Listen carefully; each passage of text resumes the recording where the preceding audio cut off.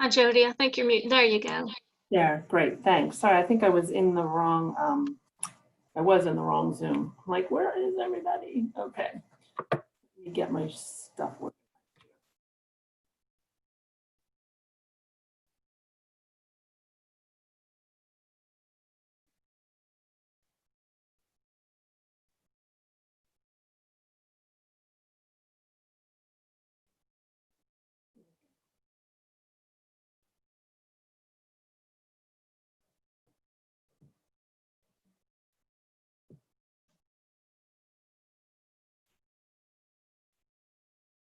So you have a good registration, or we have a good registration? It looks like it. Good. Oh, let me close my door.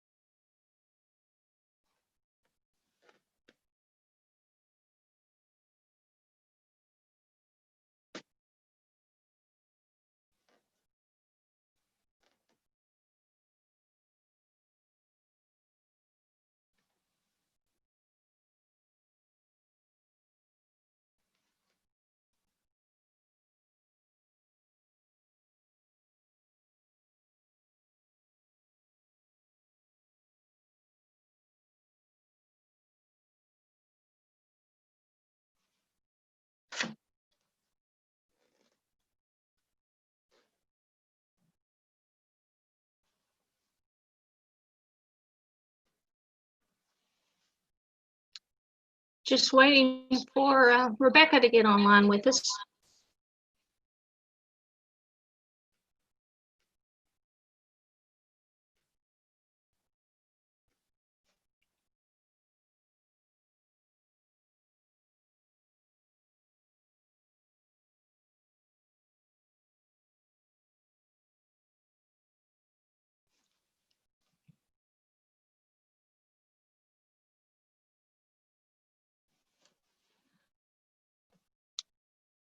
Well, I think we'll get started.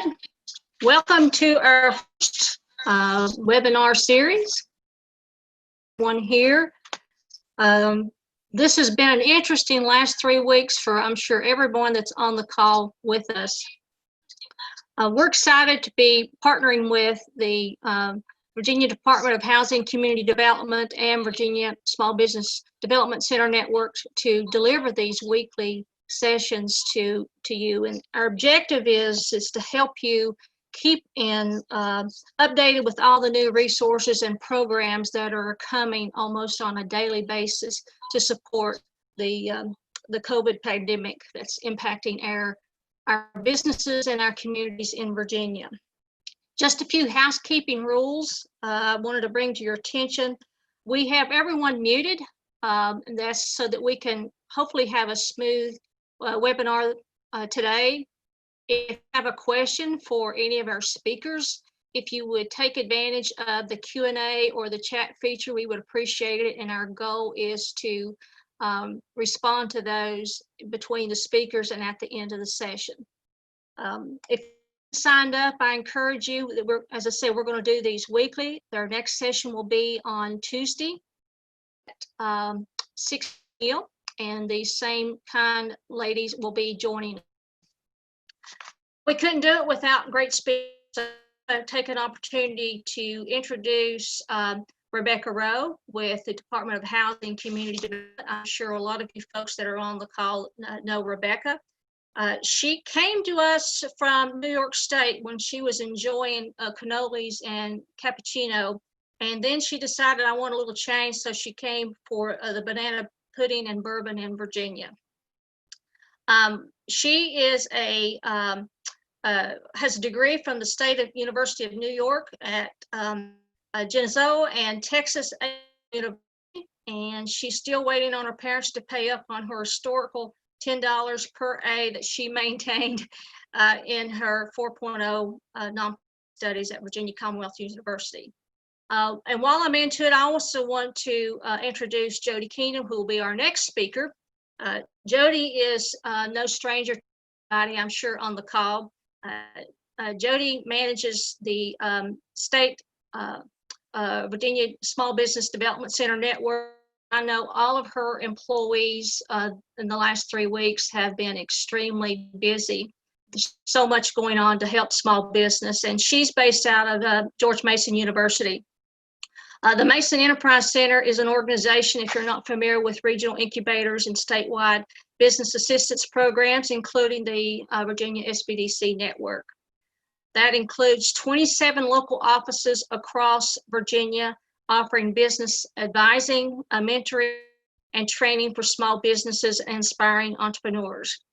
The SBDC Network is a partnership between the U.S. Small Business Administration, George Mason University, and other organizations, including institutions of higher education and chambers of commerce. Ladies, thank you for joining us, and I'm going to turn this over to Rebecca and let you present your slides. All right, good afternoon, everyone. I'm going to admit right off the bat that while I have observed and participated in a number of Zoom meetings over the last few weeks, this is the first time that I have been a presenter with my brand new webcam. Thank you, Todd Love. So if I have some hiccups, I hope everyone will bear with me. Since what I'm presenting on today are some of the innovations that we have seen over the last few weeks in small businesses and organizations and localities as they respond to social distancing and the new realities around COVID-19. I want to just thank a few people today. The first person that I would like to thank, or entity, is Nest Obsessed Interiors and Claudia Hardy for creating my virtual background today. This is also my first time being on green screen, so parts of me are disappearing. And I wanted to mention this because for some businesses, some localities, you know, this is a great way to showcase some of your work. If you're an artist, if you're an interior designer, or, you know, if you have a really great picture of your downtown district or the Creeper Trail or High Knob or some of those resources in your community, Zoom meetings are a great opportunity to showcase that as part of your background. The second business that I would like to thank is for my outfit today. This is from Latitudes, which is a retail merchant that has locations in, let's see, Fredericksburg, Stanton, are they in Warrenton? So this particular dress is from Stanton. So since I'm here talking about small businesses today, I just have to give a shout out to all of the small businesses that I'm missing right now. So now I'm going to share my screen. You're all going to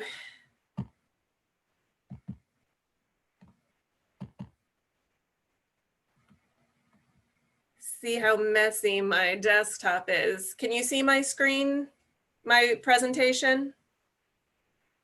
Okay. Yes. So I titled the presentation DHCD Resources and Main Street R&D. So in Main Street at the state and national levels, we have a phrase, rip off and duplicate, and that is what we mean by Main Street R&D. The Main Street community at the state level, at the national level, everyone is so incredibly professionally generous. So what I really wanted to do today is talk a little bit about the DHCD resources that we are offering right now, but mostly to share a lot of what we are seeing primarily across the state and to some degree across the country as people, again, are getting used to social distancing and quarantine marketing and promotions for localities, organizations, and businesses, again, to rip off and duplicate. So the first thing I wanted to touch on is the CDBG resources that DHCD has available. And we just made this resource live in the last couple of days. The Community Development Block Grant Program assists units of local governments and communities. Right now, the eligible activities have been shifted a little bit to be responsive. So construction or rehab of structures that will be used for shelters, testing, or equipment manufacturing, job training programs, especially for healthcare workers, acquisition costs for telework and telemedicine services.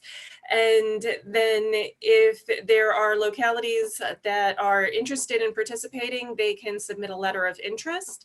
The contact information is there at the bottom. Matt Weaver and Rachel Jordan are the people in our office who really run that program. So until a few months ago, I was the state coordinator for Virginia Main Street. Joy Rumley out of our Abingdon Southwest Field office is now the state coordinator. But Main Street really is my first love, so I wanted to also talk about some of the resources we have available there. The commercial district affiliates, so that grant just closed recently, and those are grants up to $7,000. That is a very flexible program. Tell us what you need $7,000 for, and then we will try to work with you on that. Now, again, that grant program closed right at the time that everything was kind of starting to come down the pike. So rather than extend that deadline because we have a finite amount of resources there, we were in touch with the localities who had applied for that and asked if they wanted to retool that at all. We did receive, I think, 10 applications for $7,000. We have approximately $35,000 allocated to that. So we will see through our reviews which grants rise to the top there. But one of the things that we'll be looking for is what communities are proposing initiatives that we can really learn from in the future for moving forward and responding to this kind of economic reality. Downtown investment grants, those are only available to the designated communities, very similar to the commercial district affiliate grants, though, where they are written to be very flexible. So that deadline was extended just a little bit, but also wrapped up this week. Right now, we're in the process of rolling out a small business support, relief, and recovery initiative. Again, because Main Street is primarily a technical assistance program, we don't have CDBG money. So we are working to take what money we do have left in fiscal year 2020 and allocate that to some of our designated communities to help them in their business recovery and support efforts. Again, being as flexible as possible. We know that this is a fluid situation, and that we want each locality to be able to utilize those funds in the way that they are really seeing on the ground is going to be most helpful for them. I would encourage everyone to visit virginiamainstreet.com. That is our blog. We are updating that as regularly as we can, especially around best practices for organizations, localities, and small businesses. We also have a COVID-19 resource page there that captures some of the same kinds of information. And I would encourage you to visit our training calendar. Virginia Main Street and the Community Revitalization Office, we have a lot of trainings throughout the years, and those that have traditionally been done in person, like our regional rev ups, we are now moving to online platforms, and again, trying to be very responsive to what's happening in the communities. Wanted to give a plug to Main Street America as well. They are actually working on a survey right now for small businesses and the impacts of COVID-19. So again, noting that for a lot of us, our financial resources, we know are not going to go as far as some others. So we're really kind of focusing on collecting that data so that we will have an understanding in 6 months or a year from now what resources were put to use in what way and what had the best impacts around the country for both our localities and our small businesses. So I would really encourage everyone to tap into the Main Street America Network and participate in their survey so that they can really pull some of those resources together and we can all learn from this. So I wanted to touch a little bit on why do small businesses matter, because that's really what Virginia Main Street is focused on, what National Main Street is focused on, and what we wanted to focus on with this webinar series. And small businesses help us to create that sense of place. They are owned by locals, they employ locals, they buy from other small locally owned businesses, and we know that they are more invested in the community. Taxes, you know, whenever the cash register rings, that is money in the pocket for the locality as well, which is of benefit to everyone. Those sales taxes, meals taxes, occupancy, real estate, and real property. And then the investment in retaining businesses, it generally is less than the investment that it takes to create or recruit businesses. And it's really, our small business communities are truly a reflection of the culture of the community itself. And I just want to draw your attention to some of the images on the screen as well. When you buy from a small business, you are not helping a CEO buy a third holiday home. You're helping a little girl get dance lessons, a little boy get his team jersey, a mom and dad put food on the table. Thank you for shopping local. So we know that when we shop local, I believe the statistic is for every $100 that is spent in a local business, $68 stays in the local economy versus chain stores where $43 of every $100 stays in the economy. So that's just one of the reasons that small businesses are so important for us. So when we're thinking about the localities themselves, the municipalities, how can you help the small business community right now? So the first thing you can do is partner with your businesses, partner with your organizations, your chamber, your EDA, your tourism department. If you have a Main Street organization, be in touch with them. Some of the things we've seen happening around the state, blocking those parking spaces. The picture here is the city of Harrisonburg. My understanding is that the Main Street organization might have, and Andrea may need to correct me on this, gone a little rogue and started posting the 10-minute parking quick pickup signs. And then the city liked that so much that they jumped on that and created the more official and longer term signs for use around town. Consider reducing, waiving, delaying, or refunding fees or taxes, your BPOL fees, your meals and occupancy taxes. You know, having a refund of 3 months worth of taxes or delaying those or even waiving those for 1, 2, or 3 months gives you the locality a better chance of those businesses still being in business 6 months from now, and then having that tax revenue generated again. Revolving loans or grant programs, that's definitely activity that is allowed under our grants. And that is something, whether through the next webinar that we participate in, on our blog, maybe both of those things, we're really going to be taking a deeper dive into best practices around those grants and loans.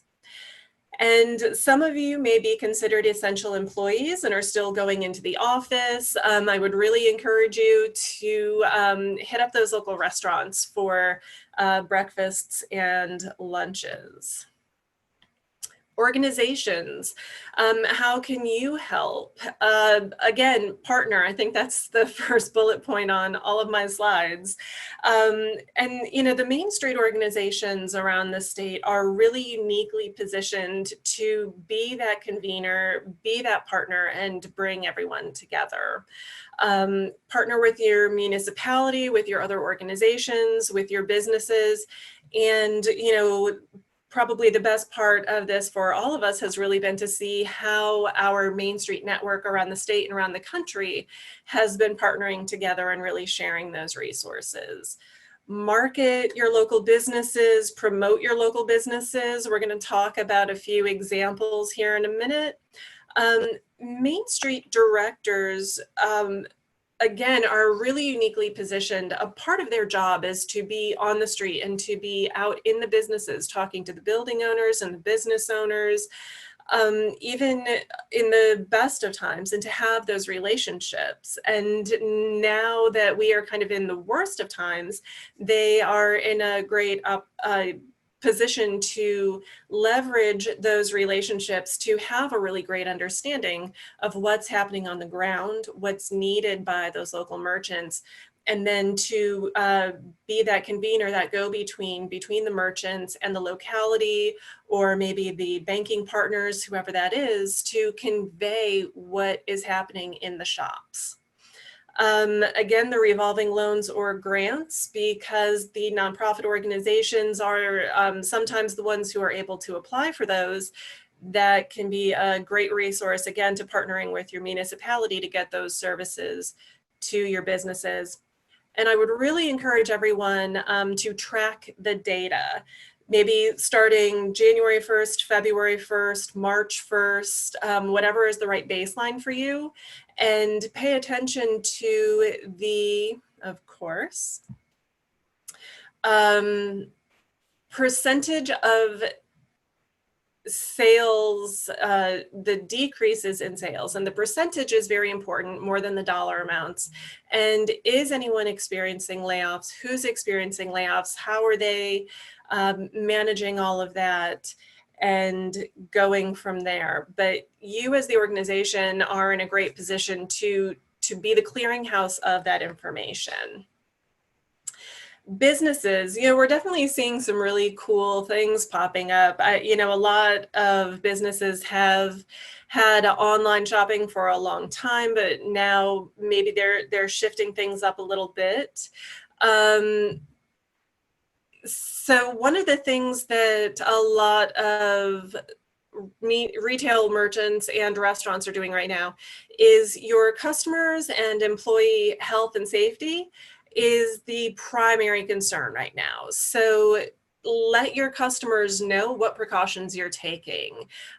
Post pictures, post videos, be on Facebook Live, have your Instagram stories, offer porch delivery or pickup. I'm gonna point out All Snap there up in the corner.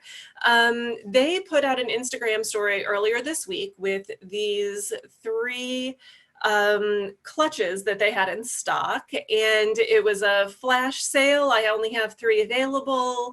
Here's how much they cost, and the first people to DM me and have the money hit my account get them. I may have purchased 2 of those 3 because I wanted one for myself, and one is a birthday present for a family member. So I would really encourage you as a retailer to take advantage of those kinds of opportunities. I'll also point out in the bottom corner, this is a screenshot from Clementine's. This is a high-end consignment store here in Richmond, and where they used to just post some pictures of the clothes that they had in stock. Now they are having some of their staff model them for us. So we get a better idea of what that outfit looks like. And then gift card specials. We've seen a lot of businesses, organizations, localities come up with different specials around gift cards. Some of them are doing the kind of thing where if you buy $25 in gift cards now, it's worth $30 later, or whatever those dollar amounts work out to be. So now we're going to look at just a few different resources that we're seeing around the state and around the country. These are all from Lynchburg, Virginia. So their tourism department put together this campaign. We look forward to seeing you a little later. Lynchburg, you will be seeing me or one of my husband's favorite places to visit, the restaurants, the cigar lounges, all of that. The business directory there in the bottom corner, that is on Downtown Lynchburg Association's page. And the grab and go beer and wine options in downtown Lynchburg, very important resource for everyone right now. That's also on Downtown Lynchburg Association's page. So I know that if I go to the DLA website, I will be able to get all of this information at the touch of a button. And I know which of my small businesses are open, which are doing delivery, which are doing pickup, and so on. It's a great resource for everyone.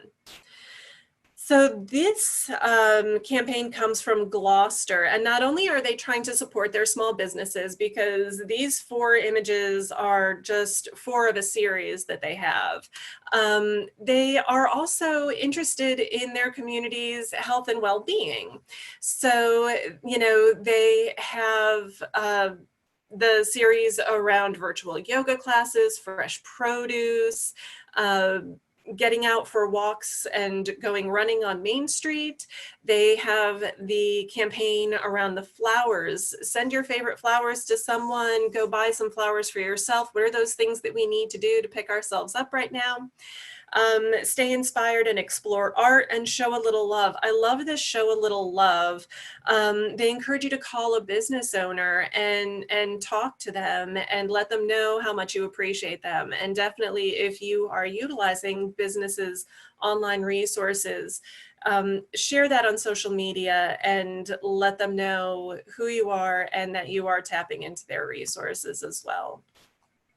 So this one comes from downtown Wytheville, where they used to do meetups with their entrepreneurs and small businesses. They are now hosting Zoom meetups so that people can vent, support, and encourage one another virtually over a cup of coffee.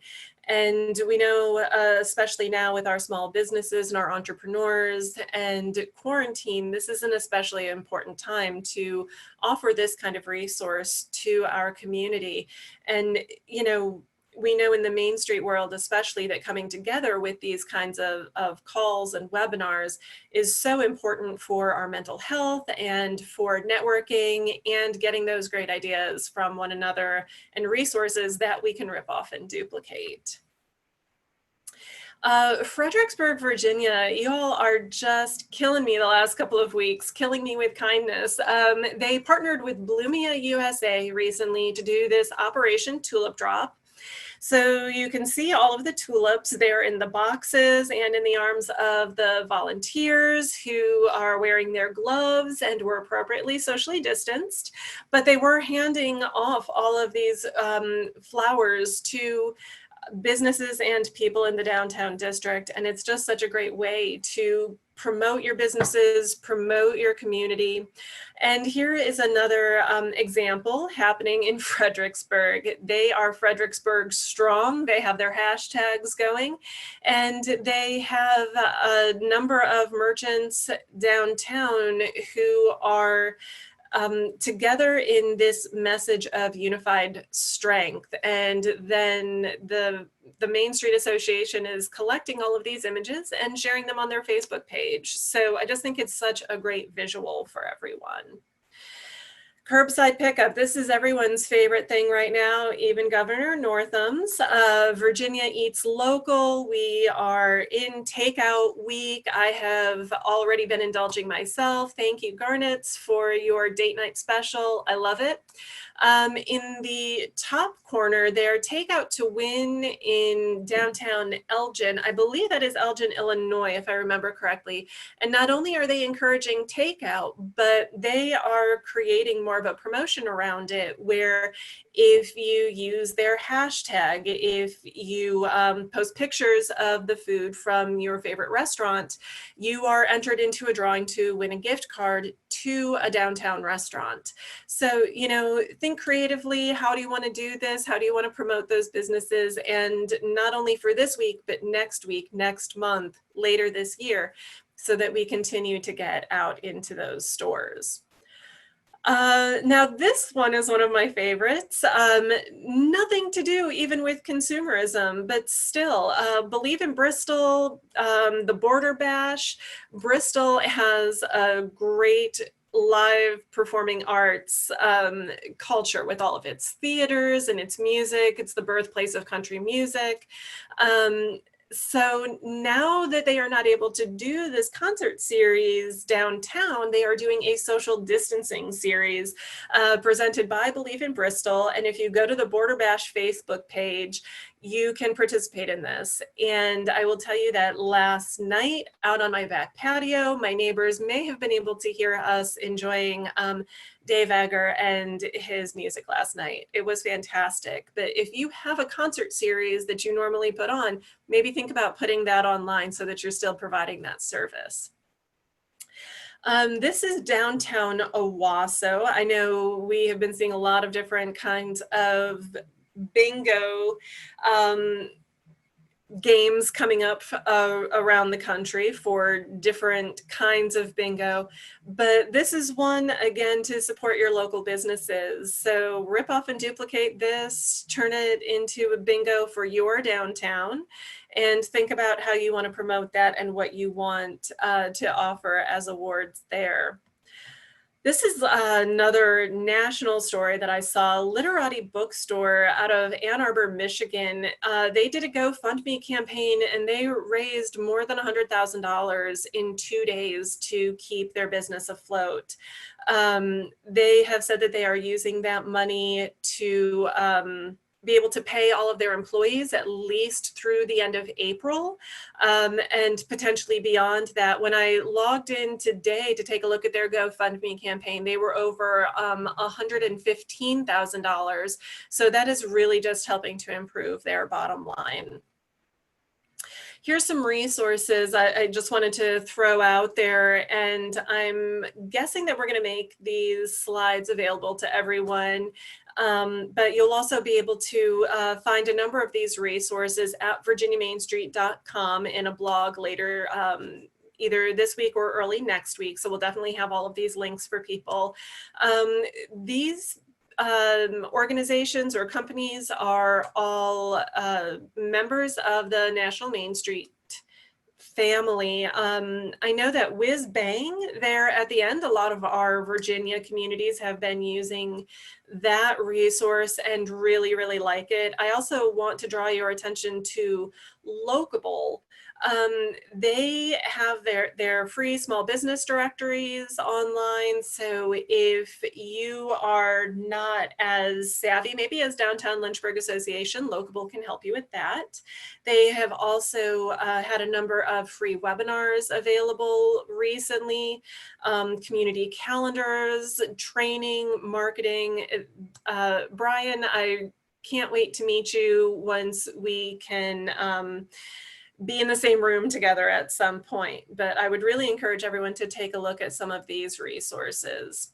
So this is my last slide. I just wanted to have a reminder for everyone who is watching the webinar today, whether you are a locality or an organization or a business, or you just tuned in because you saw this webinar on my Facebook page. Shop early. think about buying Christmas gifts now, buying birthday presents now, anniversary presents. Who can you be shopping for now instead of waiting 3 to 6 months? Order and pickup. Everyone is into that idea right now. Gift cards, gift cards, gift cards. This is a great way to provide a small loan to that business. Go online and post positive reviews about some of your favorite small businesses. That really goes a long way for them as well. And especially if they are going above and beyond in their customer service for you right now, make sure that everyone knows how great they're being. Recognize the businesses for their community impact. One that comes to mind, or two that come to mind, Pale Fire in Harrisonburg and Ardent Brewery here in Richmond. I know in Harrisonburg, Pale Fire is partnering with the Harrisonburg Downtown Renaissance, the Main Street organization, and they are creating food banks for restaurant and retail workers who are now unemployed. So make sure that you know what businesses are giving back right now and promote them and thank them for what they're doing. And that's the last one there. Say thank you. Thank you, thank you, thank you to all of these businesses who are doing everything that they can to keep our spirits up, to keep us supplied with our takeout wine and food, and having those impacts locally. These really are the places that make our communities what they are. So that's me. Thanks so much. Appreciate it. I am going to take back over the screen. Quickly though, questions for Rebecca. You are going to be able to, well, we will share the slides after today's session. A couple other questions. Will the Small Business Support Relief Recovery Initiative be open to affiliates as well? What remains in the fiscal year 2020 funds, unfortunately, will not. Depending on our allocation for fiscal year 2021, we do hope to make that more broadly available. What we're working with right now for fiscal year 2020 is a very small pot of money. It's what's ever remaining that's unallocated. And if we were to make it broadly available, I mean, everyone would get $500, which it wouldn't go very far. So much like localities, organizations, and businesses are having to be very thoughtful with their resources and where do you allocate your resources right now, we are likewise having to be very thoughtful with that. Okay, thank you. One person asked if this presentation could be translated into Spanish. We will have to check into that to see if we have the resources to do that. I can say for our slides, we do have some Spanish speakers on staff at DHCD, and we can certainly work on that. Okay, great. Okay, well, thank you so much, Rebecca, and we'll allow time at the end of this session for additional questions. So I'm going to turn it over to Jody Keenan. Great, thank you very much. Rebecca, that was great and a very motivating presentation. So thanks for sharing all of those great ideas and creative ways for businesses to continue operating and for communities to embrace as well. And thank you to Sandy for navigating this and organizing the event today. Okay, I'm just going to share one slide with you, which is just this headline slide here, but I'm going to talk to each of these bullet points. I'll draw your attention to the SBA website addresses that we've linked there. The first one is where all of the detail and links to forms and whatnot for the disaster assistance programs are posted. And then the second link under the Paycheck Protection Program will help you find a local 7A SBA lender in your community. You link on there, you type in a zip code, and it will produce for you a list of the banks in your region that are processing or offering rather the Paycheck Protection Program loans. Okay. Thank you, everyone, all of the businesses who we've been working with and communities who we've been working with for your patience and perseverance and persistence as all of these loan programs have been rolling out. The systems, both at SBA and certainly even within the SBDC or other resource partner networks, the systems have been really overloaded. We've been slammed with requests and contacts from businesses, which is really gratifying that they're reaching out to us. But we just ask for your patience as everybody gets up to speed as quickly as we can and gets your questions answered. So let me just dive in then first to the Economic Injury Disaster Loan Grant. And Sandy, if you want to go ahead and flash those slides, you can, that's fine. I know I told you not to. I've been a little bit of changing my mind on this, but I will say there's a lot of text here, folks. So, and the slides will be shared afterwards. So I hope it's not too overwhelming to read all of this or to look at this. Let me start first though with the EIDL loan and grant, the Economic Injury Disaster Loan. This program has been around from SBA for decades, is pretty well heeled as far as the rules and regs and how it operates, but there were some enhancements under the CARES Act. And the first is that there is an opportunity through the EIDL loan application to request an advance of EIDL funds. The advance can be up to $10,000. It's been a little confusing how the messaging around this has come out. So we've gotten clarification literally in the past day. So you can request you're eligible for up to $10,000, and the actual amount will be based on the number of employees in your company. So for instance, 10 or more employees would likely be eligible for the full $10,000, and you can ascertain that we would be, or the SBA would be reducing that based on the size of the company. The other confusing piece here is that the message has been that the monies will be released 3 days after submitting an EIDL application. It's really 3 days after they process it. So again, give yourself some time here before you see that money dispersed into your bank account. And it will be, as I understand it, a direct deposit. They ask you for that bank routing information in the application. If you get this, it's a grant. It doesn't need to be paid under any circumstance. If you, the process is though you do go in and apply for the EIDL loan, and then you check a box that says, yes, I'm interested in the EIDL advance. If you get an EIDL loan, you don't have to accept it. You don't have to accept the loan, but you can still keep the grant funds. If you get declined for an EIDL loan, you can still keep the grant funds. So there is some sense to look at this product and go ahead and apply for it. The eligibility for EIDL, again, the economic injury disaster, is small businesses, so businesses under 500 employees that were in operation as of February 15th. Nonprofit organizations with 500 or fewer employees are eligible as well, and in addition to independent contractors, sole proprietors, tribal business concerns, and ESOPs. These loans come directly from SBA, which is not typical. So when we get to the Paycheck Protection Program, those loans come from banks. So with the EIDL, this comes directly from SBA. You go online to the SBA website and apply there. The personal guarantees for loans under 200,000 are waived. There's no collateral required for loans of $25,000 or less.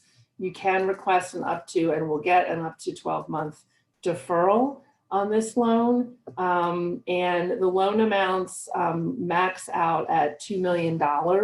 And the amount is based on 6 months of operating expenses. So when you go online and apply for the EIDL, they're asking you for some annual revenues and cost of goods sold to determine what your operating expenses will be, or were rather over the past 12 months.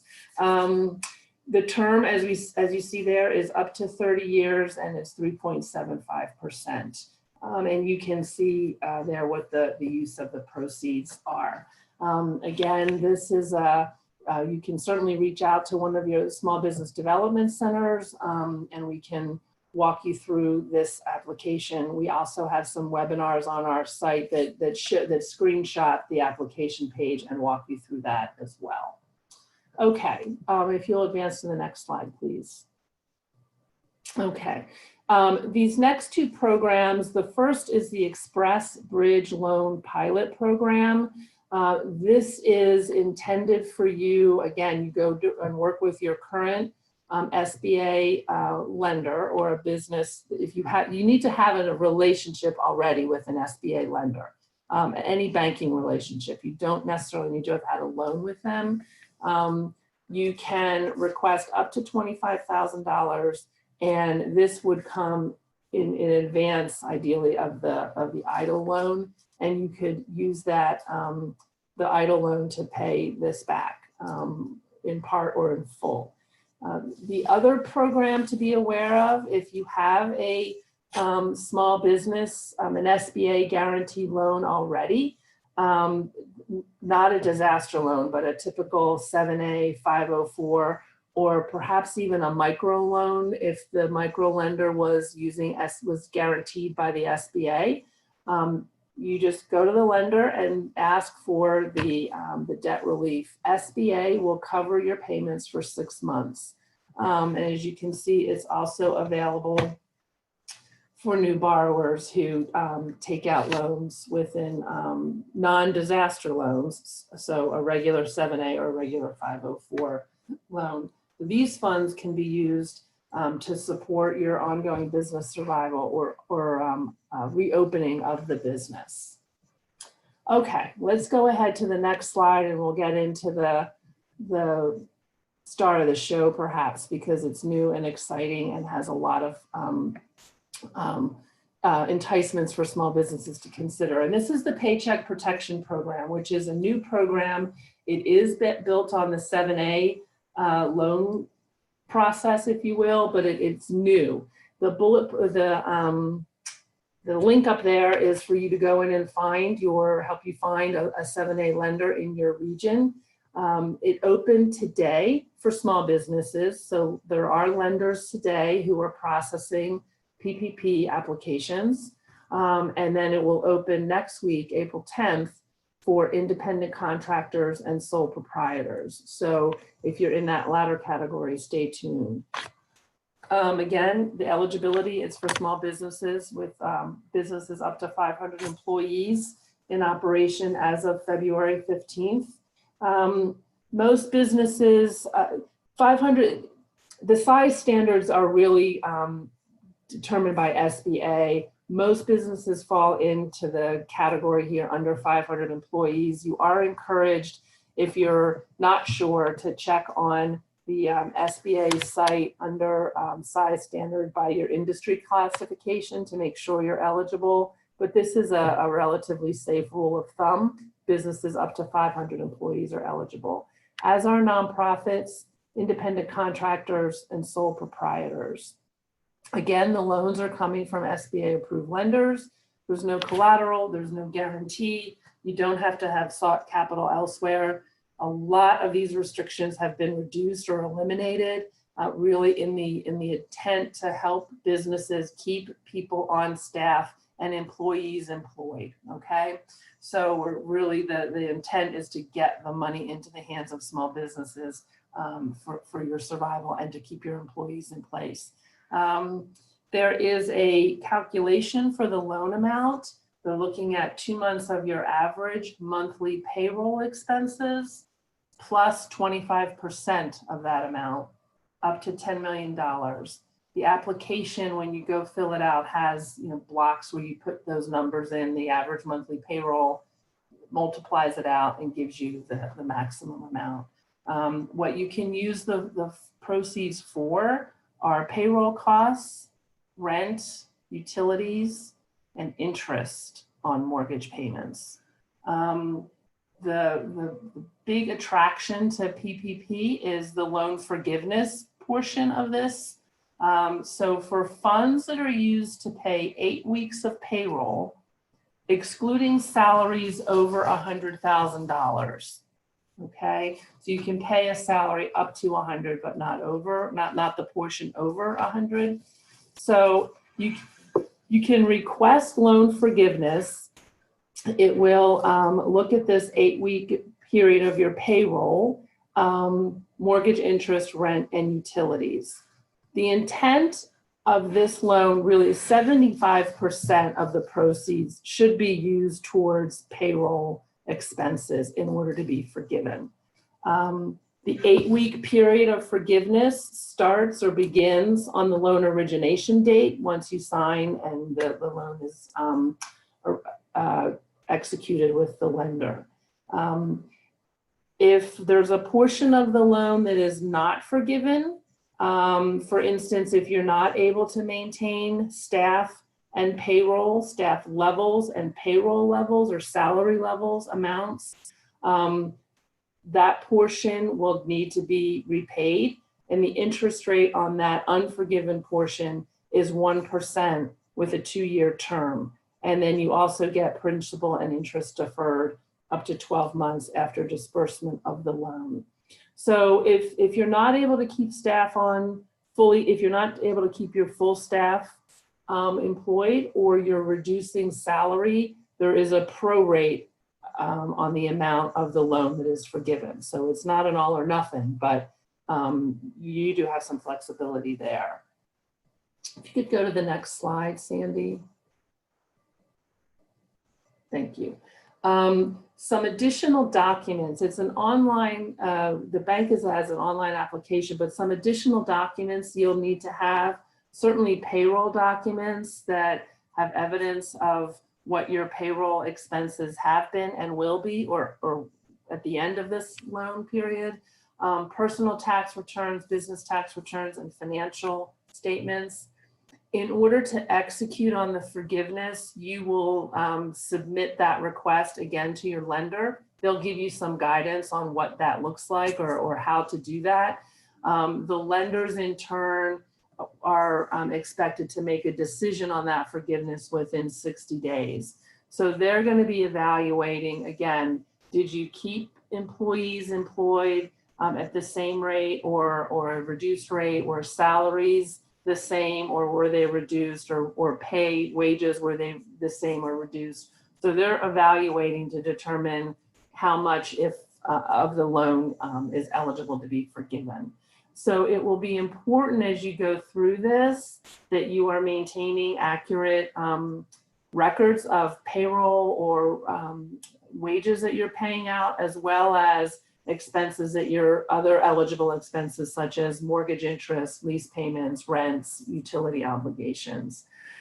This loan requires a lot of, not that other loans don't, but this loan is really dependent on employers and applicants certifying that the documents that you're submitting and the statements that you're making are true and accurate. And so it's important that you're diligent and conscientious on that, because any issues, because the lenders are being waived of a lot of liability on this. It will just, again, in an effort to get the money out the door quickly, but the burden then truly is on the borrower and the applicant to make sure that you've got all of your ducks in a row and your documentation lined up. Okay, the next slide, please. And then two other provisions in the CARES Act related to small businesses, which we're not going to spend a lot of time on, but I want you to be aware of. You can request or apply for, get your payroll tax credit, a refundable payroll tax credit for up to 50% of wages. There are some caps in wage amounts in this as well. And then you can also get a delay of payment of your employer payroll taxes. So 2020 payroll taxes have been deferred until December of 2021, and then the second half of the year into December of 2022.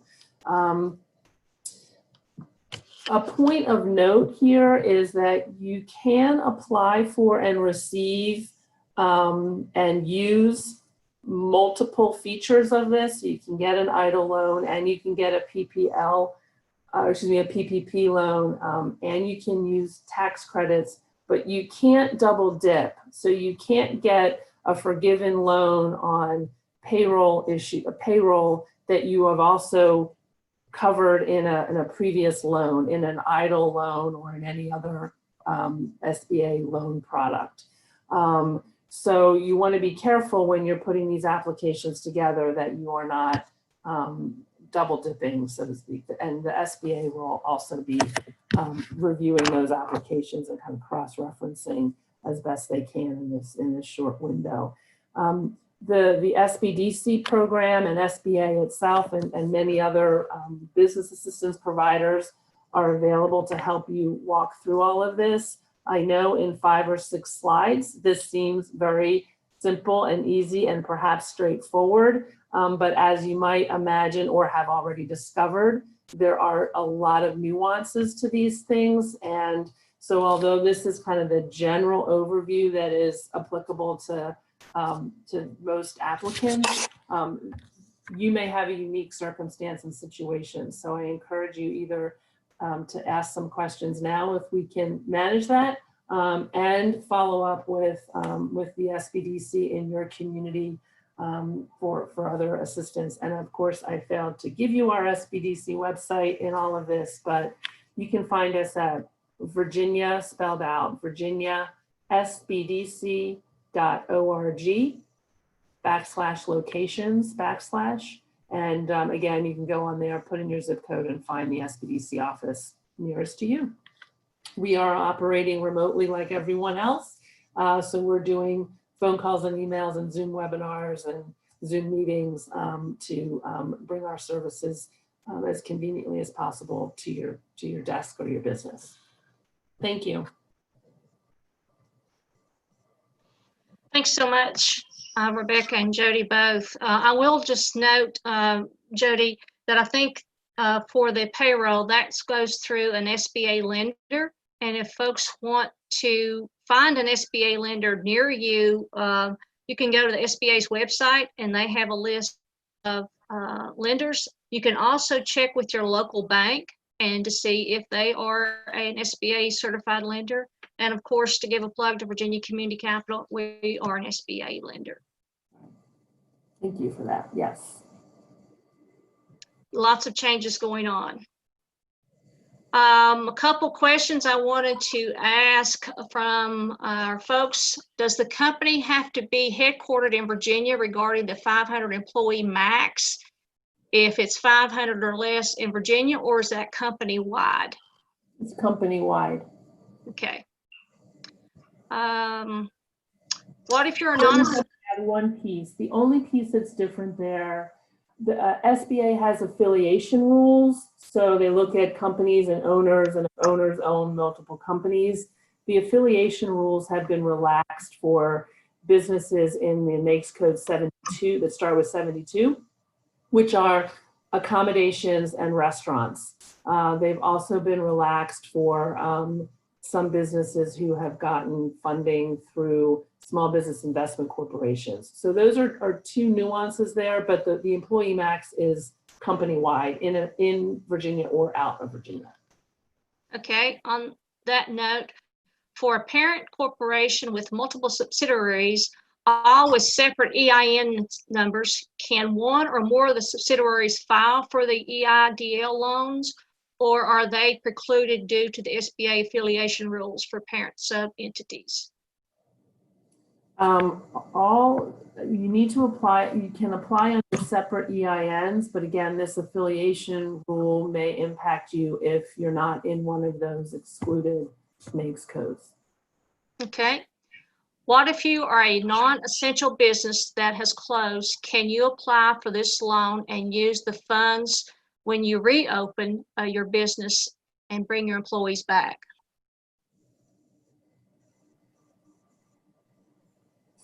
Yeah, if you're a non-essential business, you can apply.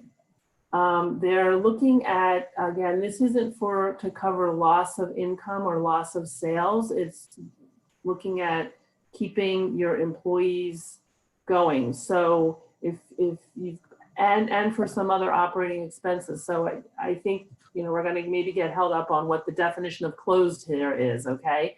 But you can apply you can, and because you may still have ongoing overhead, right? Rent, but if you really shut down completely and you don't intend to reopen, that would be a problem. So this is one of those nuances, folks, that I would encourage you to sit down or reach out to an SBDC where we can tease it out a little bit more for you.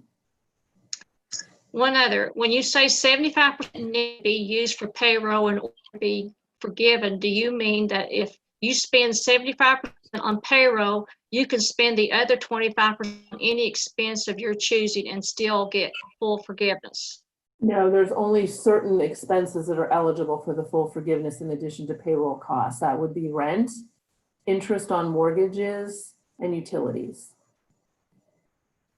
Okay, from our friend Cora in Giles County, does anyone know of any current funds, loans, or grants that are available to farms or producers?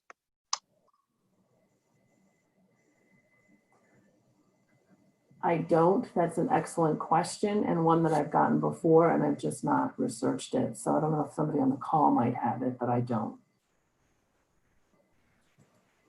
Okay.